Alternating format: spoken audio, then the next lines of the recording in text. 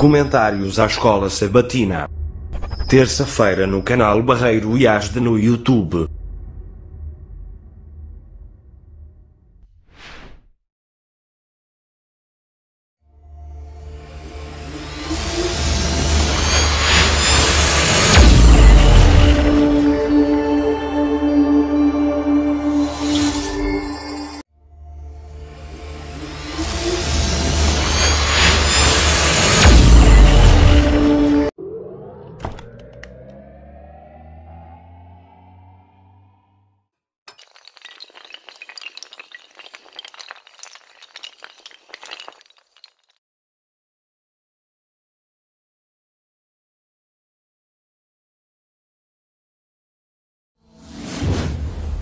O poder medicinal dos sumos. Reserve já o seu. Olá, amigos e amigas da web.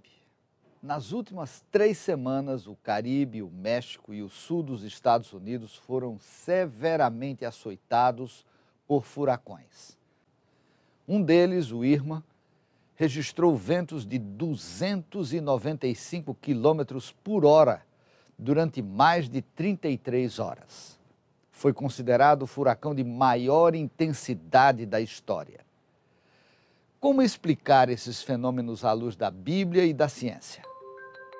Um furacão é formado quando a superfície da água do mar está acima de 27 graus centígrados. A alta temperatura faz a água evaporar, deixando um vazio preenchido por ar frio. Os furacões no Atlântico começam muitas vezes como tempestades no norte da África e, à medida que avançam no oceano, vão sugando o vapor gerado pela umidade. Eles ganham força ao chegar às águas cálidas do Caribe. O roteiro da destruição está pronto. As imagens impressionam. A 4ª maior cidade americana, Houston, no Texas, foi uma das mais afetadas. Durante 5 dias, o furacão Harvey derramou o equivalente a 62% da chuva que cai durante um ano inteiro na cidade. O furacão também atingiu o estado do Alabama, deslocando centenas de pessoas. Operações de resgate nas áreas afetadas salvaram aproximadamente 500 pessoas. A Igreja Adventista do Sétimo Dia também está contribuindo. Recentemente, uma oferta especial foi recolhida em todas as igrejas do território norte-americano para apoiar os esforços do Adventist Community Services. I'm speaking this morning to our family. O chamado foi feito por Dan Jackson, presidente da Igreja Adventista nos Estados Unidos. Mas os fiéis foram além das ofertas. Eles doaram tempo, roupa, comida, água, brinquedos, artigos de higiene. A Igreja Adventista do Sétimo Dia de Vitória pediu para vir ajudar a comunidade com nosso caminhão de resgate. No caminhão nós temos embalagens com roupas, pacotes com camisetas, roupas interiores e meias novas. Nós damos tudo para as pessoas que vêm. Nós também doamos cobertores e lençóis. E claro, acima de tudo, estamos conversando com as pessoas para saber o que está passando com elas.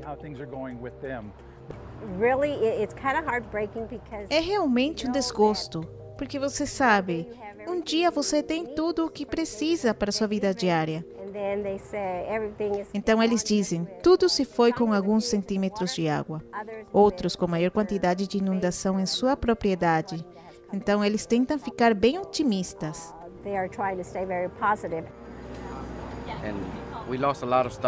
Eu perdi muita coisa, muita coisa. É substituível, ninguém ficou ferido, mas eu ainda preciso algum suprimento. Aqui, qualquer ajuda que puder obter é bom. Amo o que vocês estão fazendo. Uma boa forma de ajudar é doar através do nosso Facebook, facebook.com/txacs. É rápido, fácil e simples. A Agência Humanitária Adventista ADRA também está arrecadando fundos para os afetados do Irma e de outros furacões e direcionando para as áreas mais críticas. Outra tragédia acometeu a mesma região na semana passada. Um terremoto de magnitude 8,1 graus atingiu o sul do México e o oeste da Guatemala. É o pior sismo dos últimos 100 anos no país. Pelo menos 2 milhões de pessoas sofreram algum dano. A ADRA México está trabalhando com entidades locais, estatais e federais para a distribuição de bens para 4.250 famílias nas áreas mais afetadas. Graças aos fundos da agência, mais de 20 mil pessoas em Chiapas e Oaxaca vão receber auxílio nas próximas semanas. Tragédias como as que vimos hoje foram previstas na Bíblia. Em Mateus 24, por exemplo, elas são sinais da volta de Jesus. É o momento de se preparar. Aceite a Cristo e divulgue as boas novas do Evangelho. Até a semana que vem, se Deus quiser. Um abraço.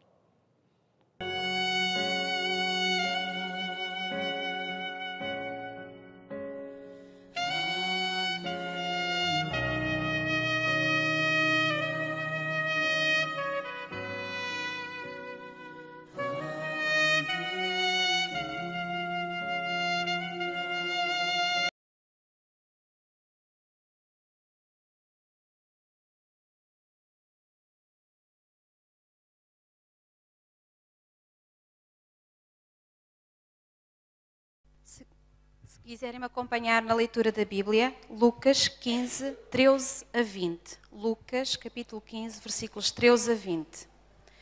Passado não muitos dias, o filho mais moço, ajuntando tudo o que era seu, partiu para uma terra distante e lá dissipou todos os seus bens, vivendo dissolutamente. Depois de ter consumido tudo, sobreveio àquele país uma grande fome e ele começou a passar necessidade. Então, ele foi e se agregou a um dos cidadãos daquela terra, e este o mandou para os seus campos a guardar porcos. Ali desejava ele fartar-se das alfarrobas que os porcos comiam, mas ninguém lhes dava nada. Então, caindo em si, disse: quantos trabalhadores do meu pai têm pão com fartura, e eu aqui morro de fome?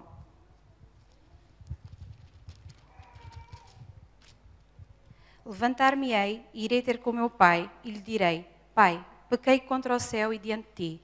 Já não sou digno de ser chamado teu filho. Trata-me como um dos teus trabalhadores. E, levantando-se, foi para seu pai. Vinha ele ainda longe quando seu pai o avistou. E compadecido dele, correndo, o abraçou e beijou.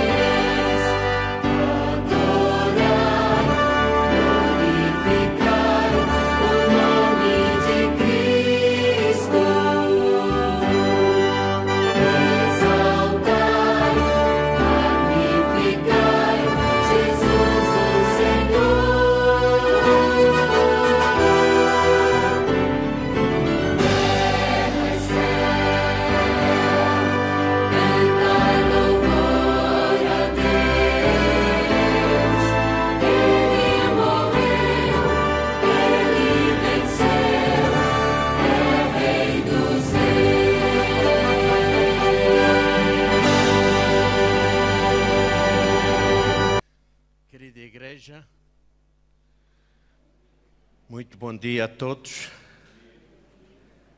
Sintam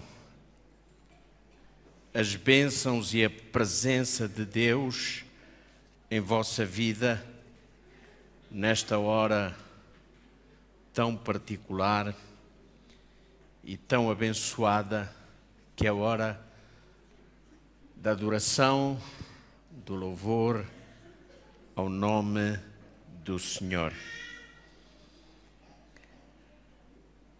Acabamos de ouvir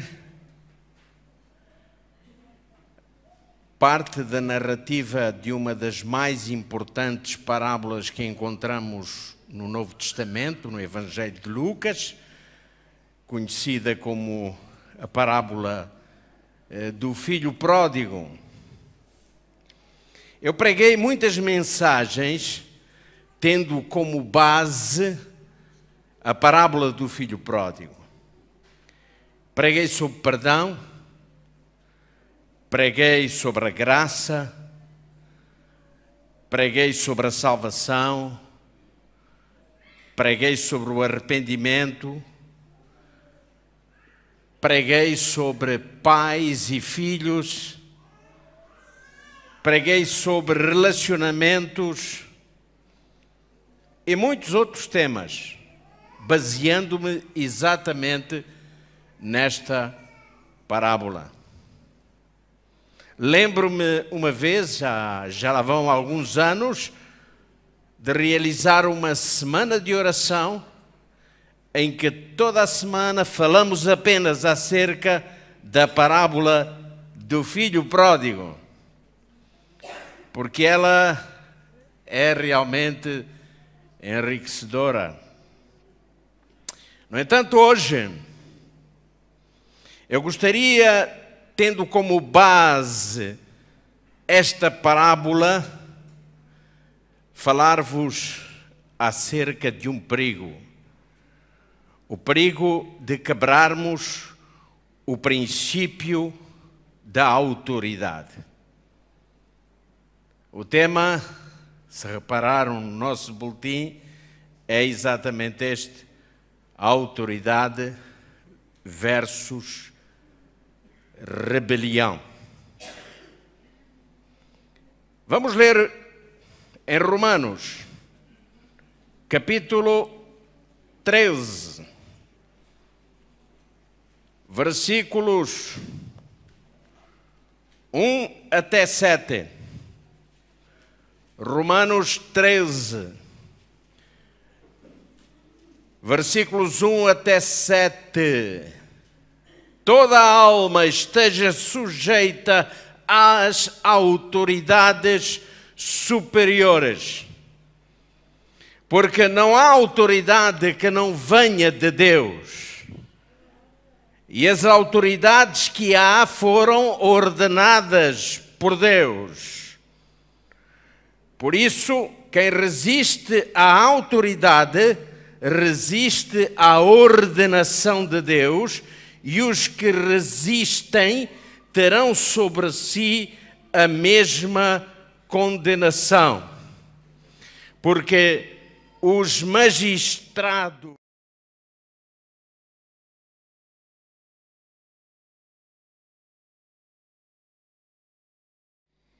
queres tu, pois, não temer a autoridade? Faz o bem e traz o louvor dela, porque ela é ministro de Deus para teu bem. Mas se fizeres mal, teme, pois não traz em vão a espada, porque é ministro de Deus e vingador para castigar o que faz mal. Portanto, é necessário que lhes estejais sujeitos, não somente pelo castigo, mas também pela consciência. Por esta razão também pagais tributos, porque são ministros de Deus, atendendo sempre a isto mesmo. Portanto, dai a cada um o que deveis. A quem tributo, tributo. A quem imposto, imposto. A quem temor, temor. E a quem honra, honra. Existem dois princípios no universo. O princípio da autoridade de Deus e o princípio da rebelião satânica.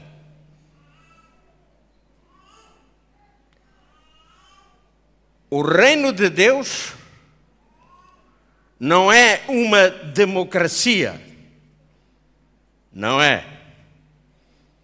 Uma democracia é um regime, poderíamos acrescentar aqui, um regime político, em que a soberania é exercida pelo povo.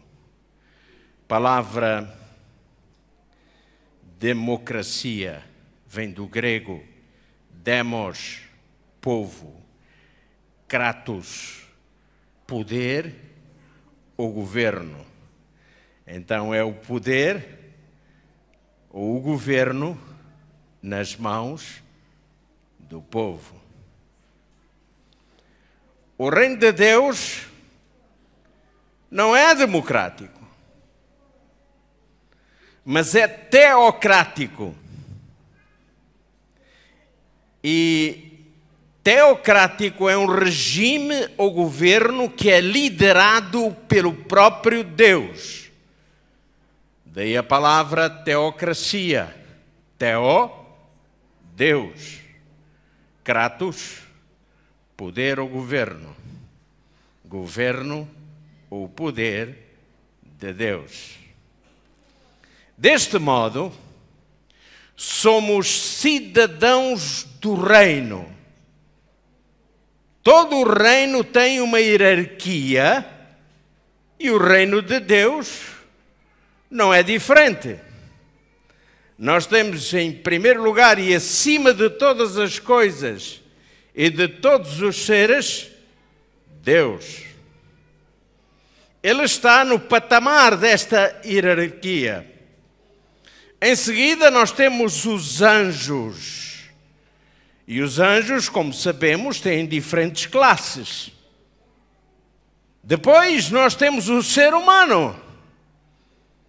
E este ser humano que exerce domínio sobre os animais, os restantes seres que habitam conosco este mundo. Mas, meus irmãos, o que é autoridade? É um legítimo poder de comando, de ação ou de liderança. Isto é autoridade. E isto é a base de qualquer tipo de organização hierarquizada. Nós, seres humanos, já nascemos debaixo da autoridade. Por quê? Porque quando nascemos, já entra em vigor o princípio da autoridade, que é este: honra teu pai e tua mãe. Pai e mãe têm autoridade. Quando Deus criou o homem, criou debaixo do princípio de autoridade. Este princípio não se quebrou apesar do pecado. Deus continua a ser o Senhor que criou todas as coisas, e este princípio é também aplicado no mundo de hoje e foi dado por Deus.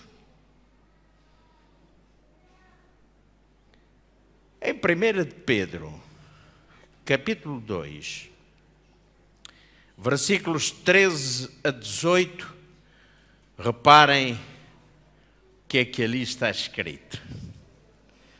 1 Pedro 2, 13 a 18, começa com uma palavra que a maior parte dos seres humanos não gosta.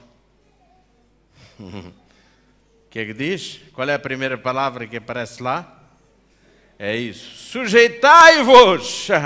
Sujeitai-vos, pois, a toda a autoridade humana, por amor do Senhor, quer ao Rei como ao superior. Sujeitai-vos. O que nós precisamos de entender é que o facto de nos submetermos à autoridade de alguém, isso não nos torna inferiores. Isso não nos diminui. Bom, agora vamos entrar numa questão para a qual eu vos peço muita atenção, a fim de que eu não seja mal interpretado. Mas se correr esse risco, então peço a fineza, a gentileza a quem não me interpretou bem, que no final do culto, porque eu vou estar lá à saída a cumprimentar os meus queridos, a minha família, os meus queridos irmãos, no final do culto me diga: pastor, venha cá, o que é isso? E isto aqui assim, como é que é? Vá, explique lá isso direitinho. E eu posso estar ali meia, 1 hora, 2 horas, 3, até às 4. Depois das 4 já não posso, já tenho compromisso. Não é? Sinta-se à vontade. Mas eu começo com uma pergunta. Quem é Deus?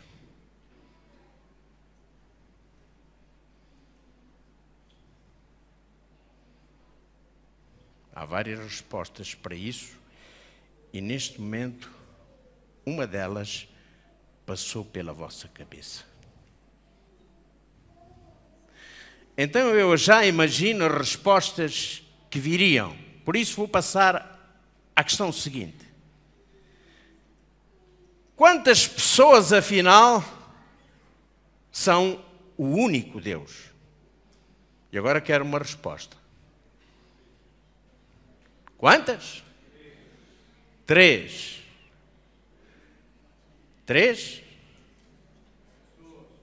Como? 3 pessoas, diz o irmão.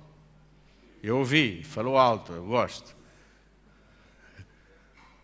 Exatamente, então vamos lá mencioná-las.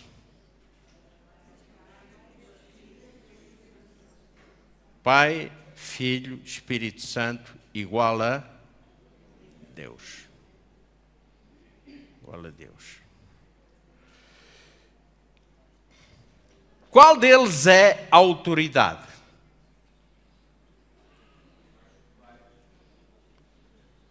Qual deles é a autoridade? Pai,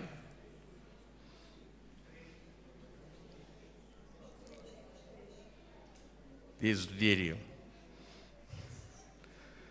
É verdade, os 3 são a autoridade, porque os 3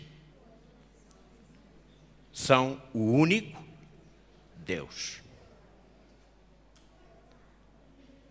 Mas isso não está bom, pastor, espera lá, isto não está. Qual dos 3 é superior? O Pai, o Filho ou o Espírito Santo?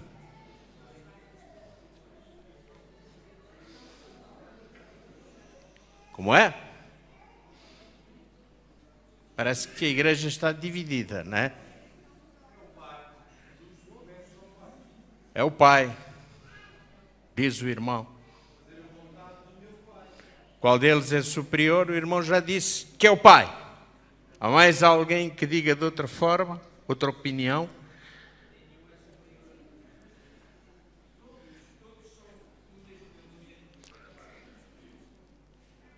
Os três são superiores. Os três. A autoridade de Deus é exercida em unidade perfeita. Certo? Certo. 1 João 5,7.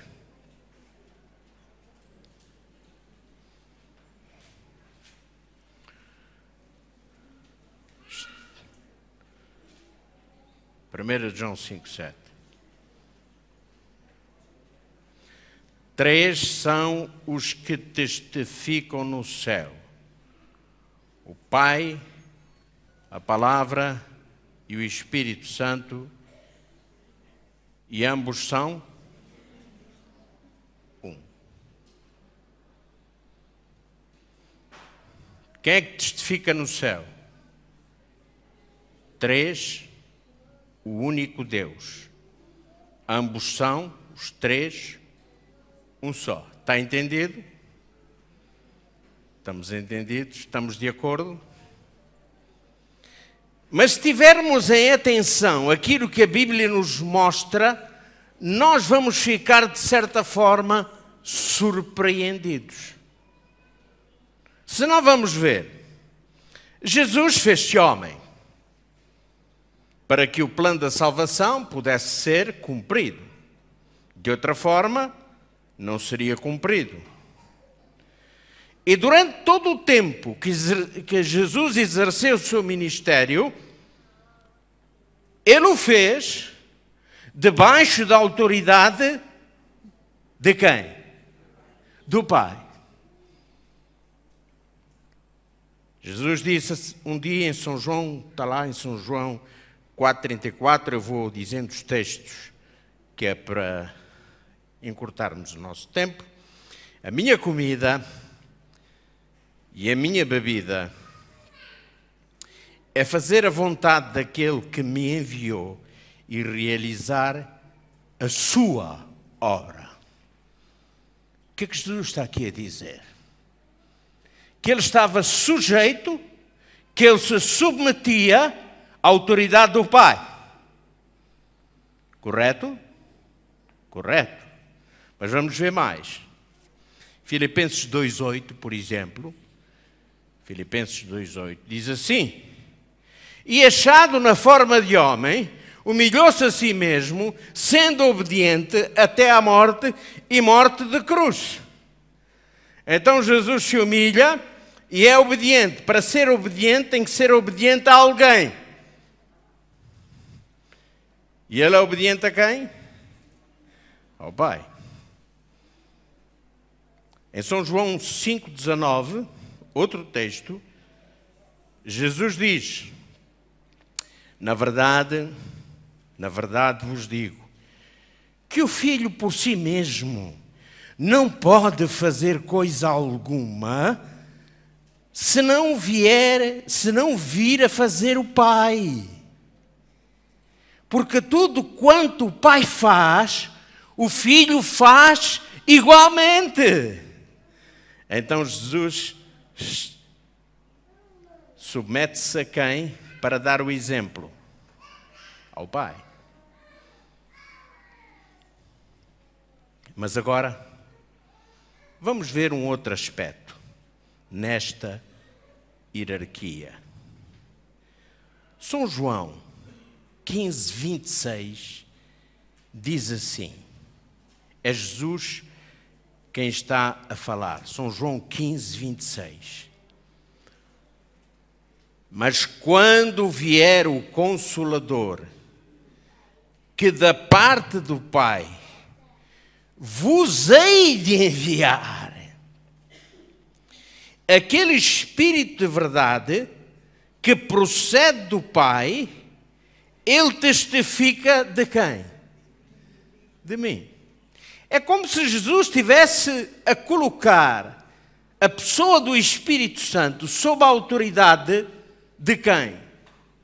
Do Pai e dele próprio. Porque diz ele, vai testificar de mim. Eu o hei de enviar. Quem envia é porque tem autoridade sobre aquele que é enviado. Certo ou não? Certo? Certo? Mas agora reparem neste texto. Está em Lucas 4:18. Vou ler. Vou lendo, está bem? Se quiserem notar, depois confiram. O Espírito Santo está sobre mim, disse Jesus, pois me ungiu para evangelizar os pobres, enviou-me a curar os contritos de coração. Reparem, parece que há aqui uma contradição. No texto que lemos há pouco, Jesus diz, eu vou enviar o Espírito Santo. E aqui, Jesus está a dizer, este Espírito me unge e ele é que me envia a curar os contritos de coração. Nós estamos a chegar a uma conclusão. Vejam, aqui há um princípio de hierarquia, um princípio de autoridade. Os três foram um só. Os três são iguais. E os três estão dependentes uns dos outros. Não é isso que nós entendemos? É isso? Têm funções diferentes. Sim, mas dependem uns dos outros para a realização de todo o plano da salvação. Quando se depende de alguém, sujeita-se a alguém. E é isso que nós vemos aqui nos textos que acabamos de ler. Quando eu me submeto à autoridade constituída, eu não me torno menor, não me torno inferior. Simplesmente eu continuo a ser aquilo que sou. Quem exerce a autoridade deve servir. Porque a autoridade requer obediência e aquele que tem a autoridade deve ser fraterno para com os outros. Deve amar os outros. Foi Jesus quem nos ensinou a orar desta maneira. Quando se dirigiu ao Pai, venha o teu reino, o teu governo, o teu domínio. Seja feita a tua vontade. Porque teu é o reino, o poder e a glória para sempre. O princípio da autoridade estabelece sim a ordem. E aqui vamos começar a entrar num ponto em que os irmãos, provavelmente, desculpem lá, eu não ia pensar isso dos meus queridos irmãos, não é? Mas é possível que alguém à saída me diga assim, pastor. Pois é, pastor. No fundo nós já percebíamos que o pastor ia falar deste assunto. Questão da autoridade, relacionar isto com a igreja, etc. Mas estejam tranquilos, queridos irmãos. Estejamos todos em paz. Temos um Deus maravilhoso que nos ama. O princípio da autoridade estabelece a ordem de Deus. Primeiro, para proteger. Segundo, para organizar. E terceiro, para viabilizar uma administração afetiva, o respeito pelo amor ao próximo. Este é o propósito da autoridade. Mas agora vamos abrir as nossas Bíblias, sim, eu espero que encontrem 1 Tessalonicenses, capítulo 5.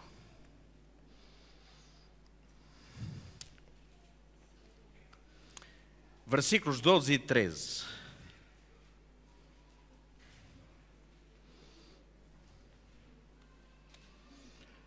Primeira Tessalonicenses 5, versículos 12 e 13. E rogo-vos, irmãos, que reconheçais os que trabalham entre vós e que presidem sobre vós no Senhor e vos admoestam, e que os tenhais em grande estima e amor por causa da obra, tende paz entre vós. Lindo este texto, maravilhoso, irmãos. O que o apóstolo Paulo aqui nos está a pedir é que reconheçamos aqueles que trabalham entre nós, que presidem sobre nós,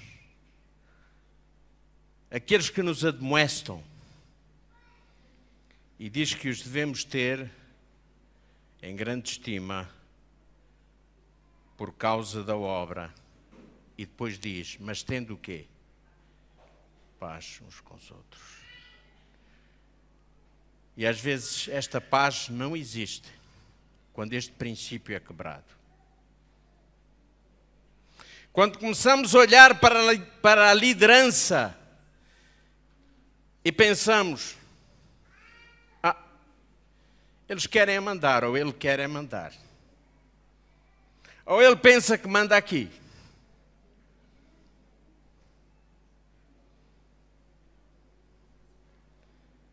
Quebra-se a paz.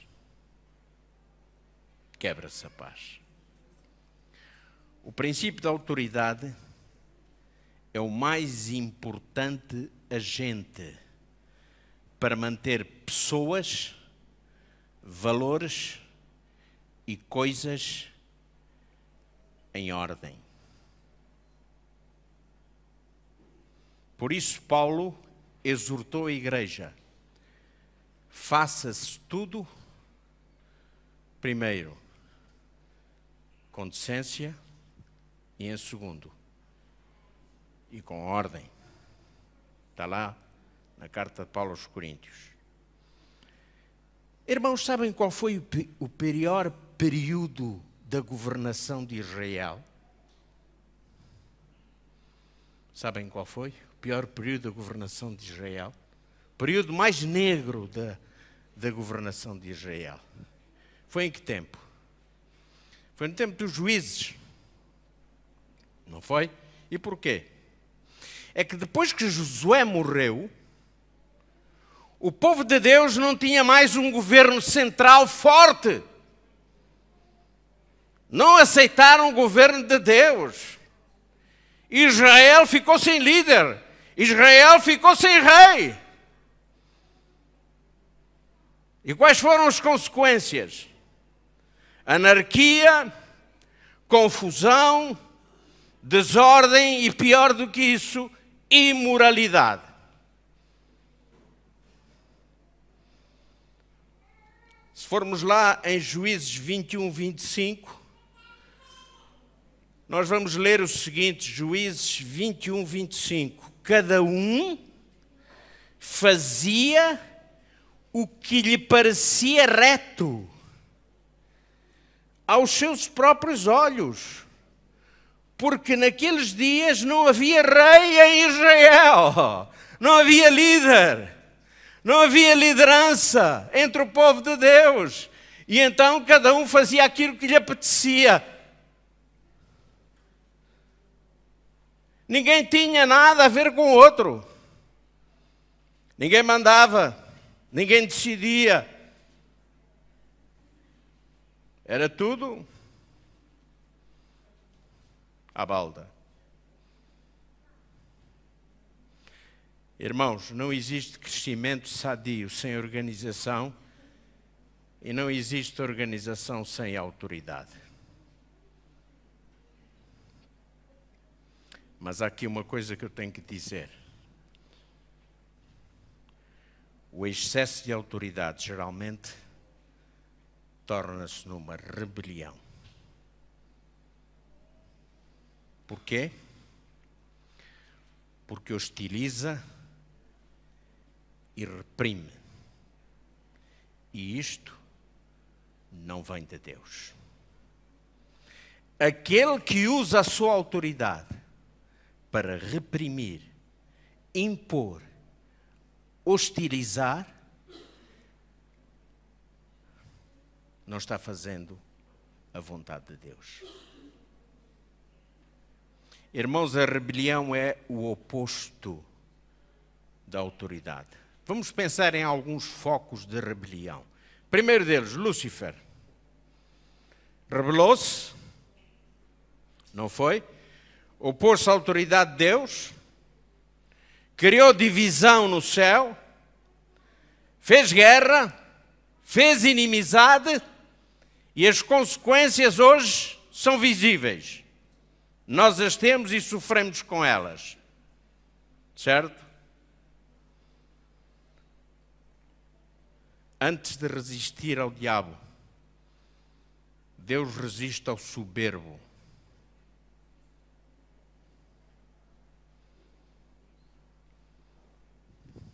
Há um outro texto que eu gostaria de ler, que trata deste contexto dos focos de rebelião. É uma história que está lá em Samuel, 1 de Samuel. Se quiserem abrir a Bíblia, podem abrir no capítulo 15 de 1 de Samuel.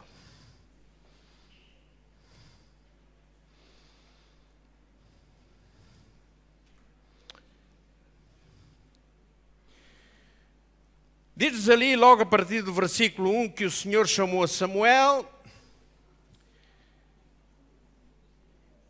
para que levasse uma mensagem até Saul, rei de Israel. Então Samuel lá foi e começou a falar com Saul, dizendo-lhe o que é que considerava Deus. E Deus estava a dizer, olha, eu me recordei do que fez Amaleque a Israel, como se lhe opôs no caminho quando subia do Egito. Os amalequitas foram terríveis, chacinaram o povo de Deus, cometeram grande agravo contra o próprio Deus. E então Deus disse, olha Samuel, vai lá a Saul e diz o seguinte a Saul, vai lá ter com Amaleque e fere Amaleque, destrói totalmente tudo o que ele tiver e não lhe perdoes, não tenhas pena dele. Tu matarás desde o homem até a mulher, desde os meninos de peito até desde os bois até as ovelhas, desde os camelos até os jumentos. Ordem terrível, não era? Pois é. Mas nós não nos vamos deter aqui sobre porque é que Deus mandou matar inocentes e animais, etc. Não é para hoje.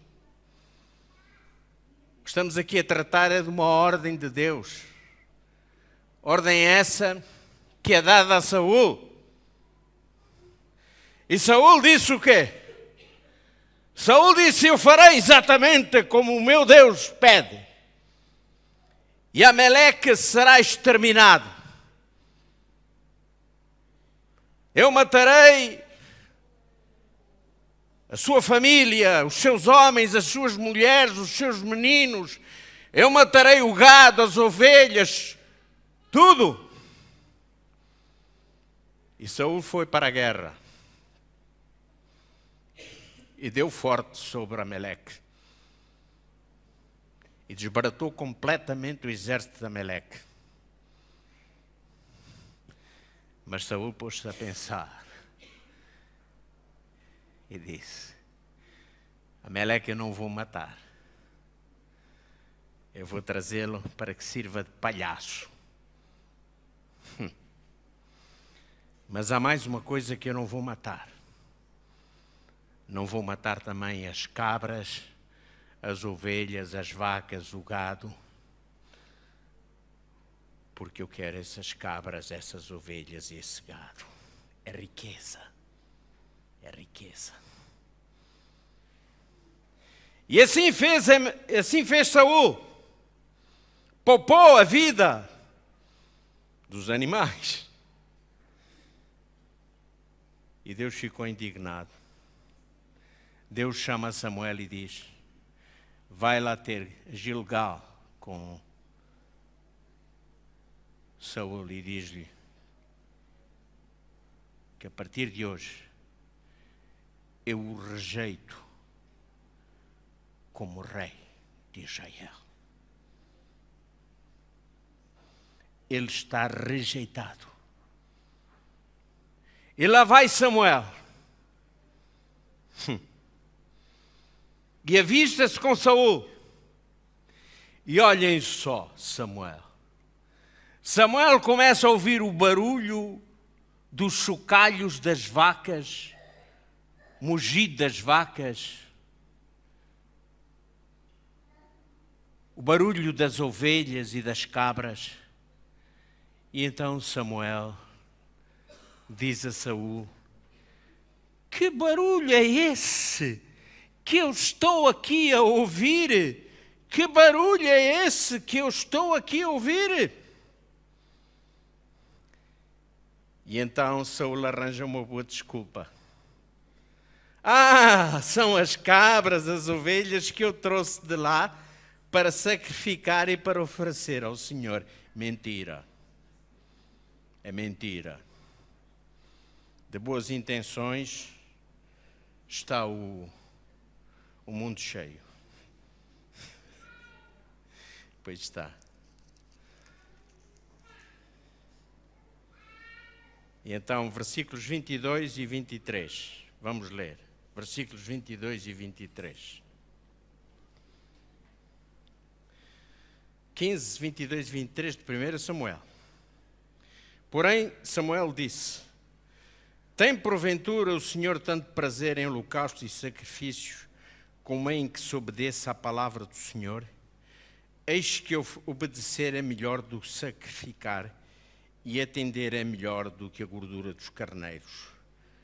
Porque a rebelião é como o pecado de quê? Da feitiçaria. E a obstinação é como quê? A iniquidade e a idolatria. E tu rejeitaste a palavra do Senhor, pois Ele também te rejeitou a ti, para que não sejas mais rei. Olhem a resposta de Samuel. Irmãos, Deus não rejeitou Saul por causa do adultério. Pois não? Deus não rejeitou Saul porque ele roubava, extorquia o seu próximo. Pois não? Pois não. Mas Deus rejeitou a Saul por causa do pecado da rebelião. Porque ele se rebelou contra Deus. A autoridade é para ser obedecida. E não me levem a mal, meus queridos irmãos, não me levarão, de certeza absoluta. Assim é também na igreja. A autoridade é para ser obedecida. Eu não estou aqui hoje a defender-me, porque não tenho necessidade nenhuma disso. Nem vou ter, ao longo do tempo passarei convosco. Será um tempo de cordialidade. Será um tempo para mim maravilhoso. como foi até aqui no meu ministério. Não estou aqui também para defender a classe dos líderes da igreja, dos anciãos de igreja, que são autoridade na igreja. Não estou. Também não estou aqui para defender a autoridade que os diáconos têm na igreja, porque têm autoridade. Também não estou. Não estou. Os irmãos poderão pensar como quiserem, mas não estou. Não estou. Eu estou aqui apenas para defender um princípio bíblico. O princípio da autoridade. Quem é que escreveu isto? Quando os homens se levantam, pretendendo ter uma mensagem de Deus, mas em vez de combaterem contra os principados e potestades e os princípios das trevas deste mundo, eles formam um falso esquadrão, virando as armas de guerra contra a igreja militante, tendo medo deles. As nossas armas não se podem virar contra a igreja. Líderes de igreja, irmãos meus, companheiros neste ministério, se querem que eu vos diga assim, estamos aqui, eu em primeiro lugar, para servir a igreja.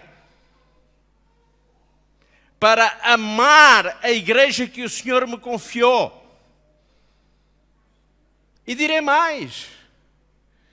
Um dia Deus me pedirá contas. Sim, me pedirá contas de tudo aquilo que eu fiz.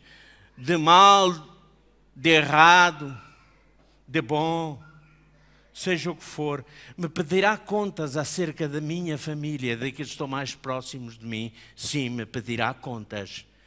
Mas o Senhor me pedirá contas em relação à minha igreja. Não te chamei eu para seres pastor? E o que é o pastor? É aquele que cuida? É aquele que vai lá quando o irmão está doente? É aquele que conhece a necessidade do seu irmão, da sua irmã? Que lhe pode transmitir uma palavra de alento em nome do Senhor? E neste aspecto, irmãos, antes dos anciãos de igreja, eu me coloco em primeiro lugar. Porque é muito bonito vir aqui e dizer, eu fui investido, eu tenho autoridade, eu sou pastor ordenado há 30 e poucos anos. Mas isso aos olhos de Deus não vale nada. Se realmente eu não me dedicar de coração ao rebanho que o Senhor me confiou.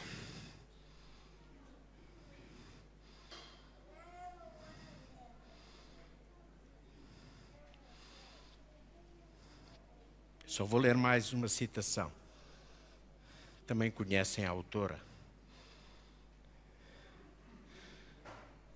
Demorando-se continuamente nos erros e defeitos dos outros, muitos se tornam dispetéticos religiosos. Doutor, sabe o que é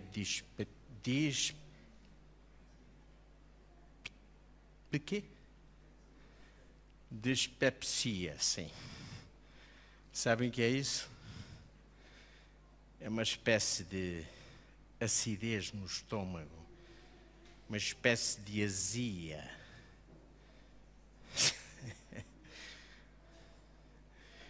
Demorando-se continuamente nos erros e defeitos dos outros, muitos se tornam azedos, espirituais.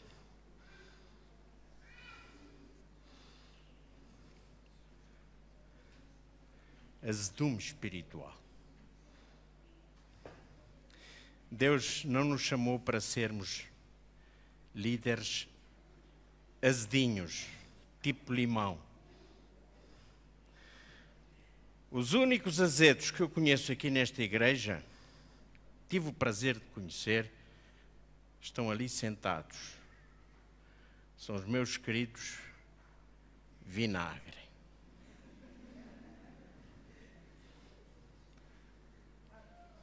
Mas é só no nome. Ninguém tem o direito de ser azedo com ninguém. Está mal disposto? Toma um salzinho de fruta. Isso vai passar. Respire fundo antes de falar. Você é líder. Deus te chamou. Você tem liderança, tem autoridade na igreja. Sim, tenho.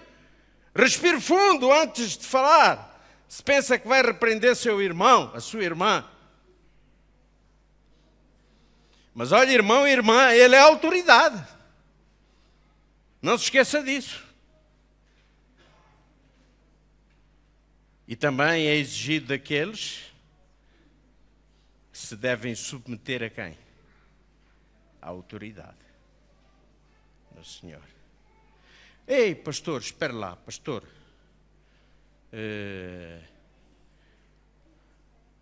Onde é que foi a parábola do filho pródigo? O pastor disse que ia basear a sua pregação na parábola do filho pródigo, não é? E afinal de contas, só ouvimos aquele iniciozinho da parábola do filho pródigo e acabou. Pois é. Nós também estamos a terminar, mas eu gostaria então de voltar à parábola do filho pródigo.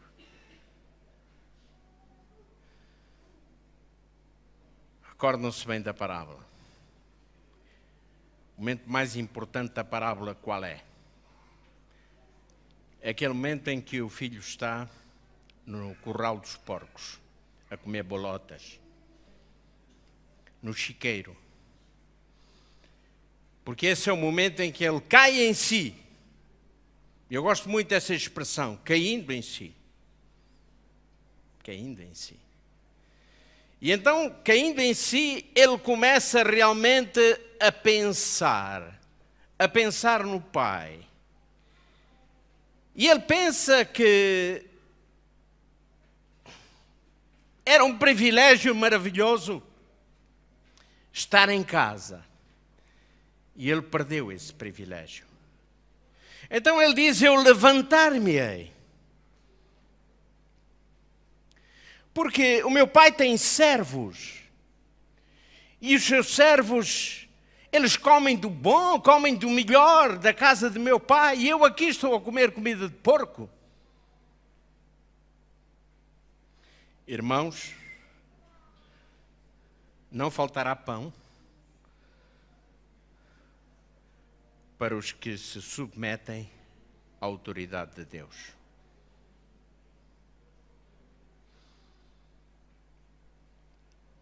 E o filho diz, eu quero estar debaixo da cobertura de meu pai. Voltarei para casa de meu pai. Quero estar sob a cobertura de meu pai.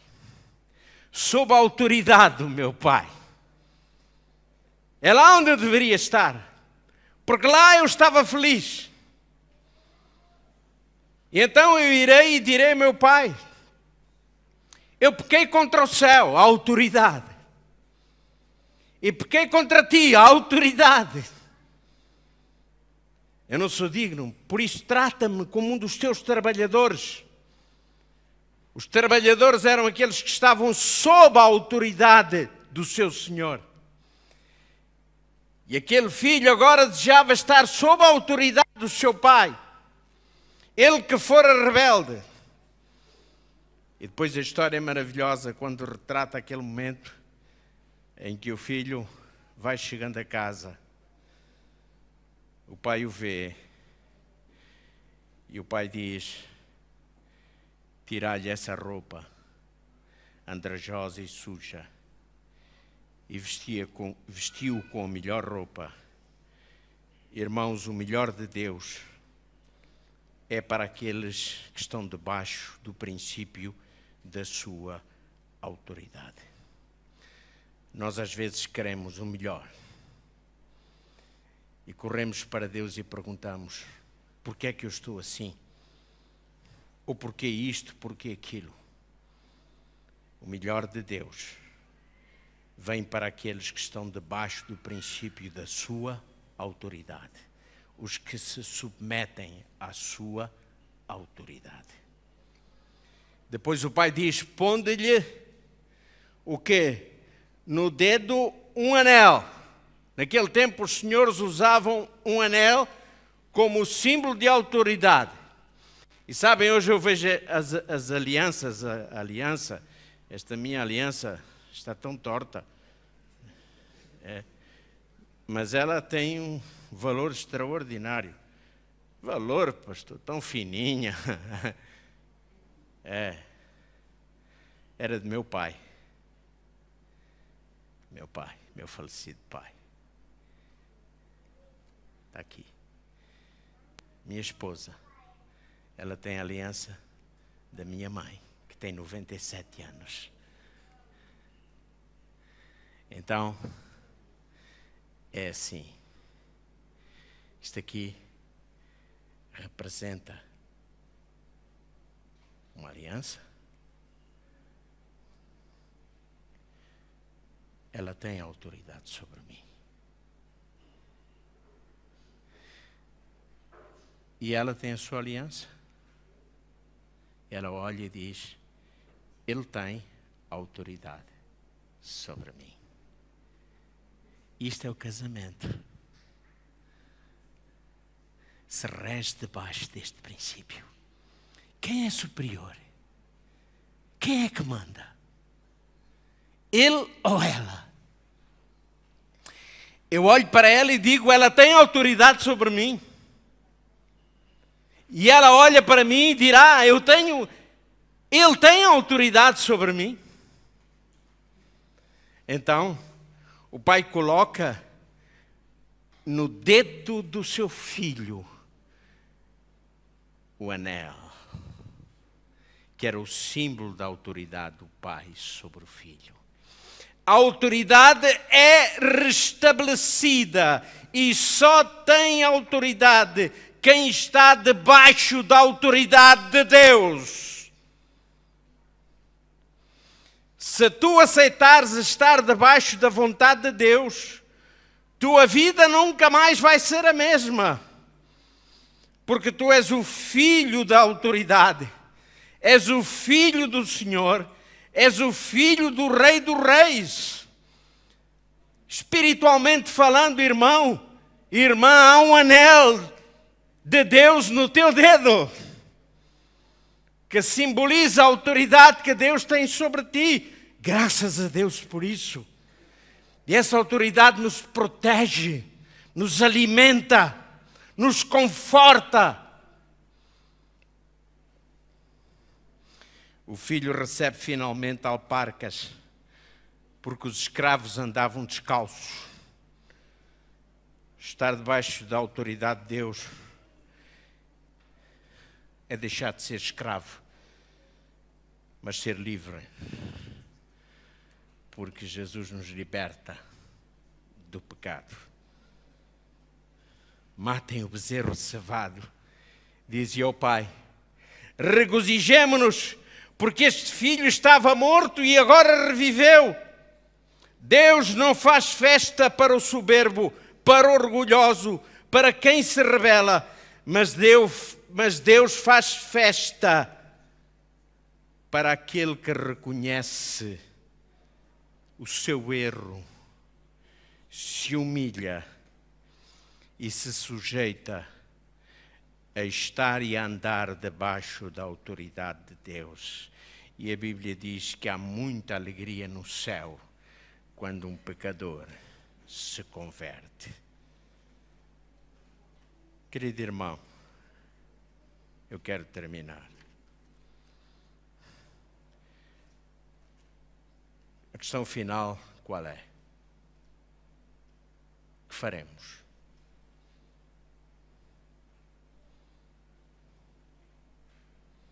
O que vais fazer com a tua vida? Foi isso que perguntou o filho pródigo a si próprio quando caiu em si mesmo. O que farei? Irei ter com meu pai. Vamos sair daqui esta manhã aceitar a autoridade de Deus ou rejeitar a autoridade de Deus. Ou vamos estar sob a autoridade de Deus, e aqui não há meio termo, ou vamos estar sob a autoridade de alguém. Porque ninguém pode servir a dois senhores. Ou servimos a um, ou servimos ao outro. Mas eu quero dizer-te esta manhã, principalmente aos meus amigos, visitas desta igreja, olha, o Pai está de braços abertos para te receber. Aceita o Senhor de todo o teu coração, com todas as tuas forças, para que vivas, não importa como estavas, como chegaste até aqui. Aceita a autoridade de Deus em tua vida.